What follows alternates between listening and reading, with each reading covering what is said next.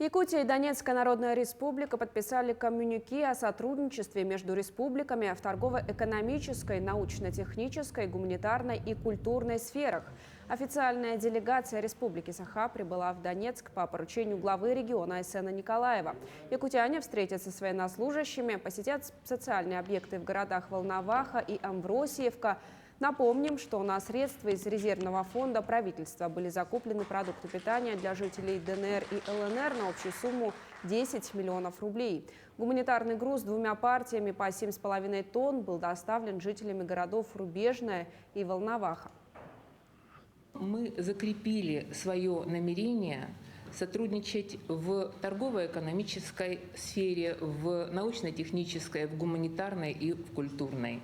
Я уверена, что это только первый шаг на пути к подписанию долгосрочного договора о сотрудничестве, о взаимной помощи и о нашей дальнейшей дружбе.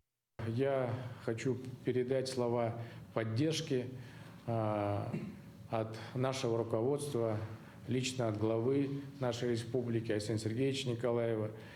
Я хочу передать слова поддержки от всех якутян, которые, конечно, вместе с вами, вместе с жителями Донбасса, вот уже многие годы переживают те события, которые здесь начались ровно 8 лет назад, весной 2014 года.